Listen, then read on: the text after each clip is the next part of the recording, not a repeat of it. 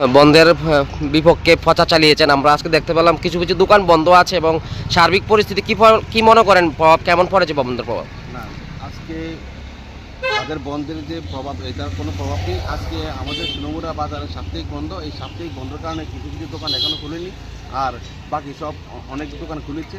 যে সিপিএম যে বন্ধের ডাক দিয়েছে, এই কর্মনাশা বন্ধ, এই বন্ধের কোনো প্রভাবই নেই। কারণ গাড়িগুলো স্বাভাবিকভাবে চলছে, দোকানপাটও চলছে, অভিভাবক চলছে, সবগুলো সব স্বাভাবিক। অন্য দিনের মতো আজকে সব স্বাভাবিক আছে। আমাদের এই বন্ধের কোনো প্রভাব পড়েনি। আজকে আমাদের সোনামুড়া সাপ্তাহিক বন্ধ, যার কারণে কিছু কিছু দোকান এখনও বন্ধ আছে।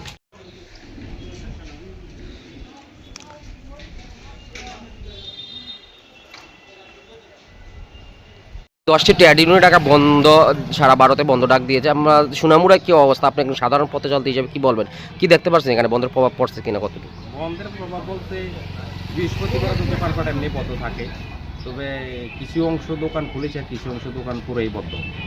তবে এটা কোনো বন্ধের উপলক্ষে হিসেবে না, তবে এটা বৃহস্পতিবার উপলক্ষে হইতে পারে। এমনি একটা মিশ্র প্রভাব পড়ছে সোনামুড়া। হ্যাঁ, পড়ছে। দোকানপাট টোটালি সোনামুড়া বেশিরভাগই বন্ধ।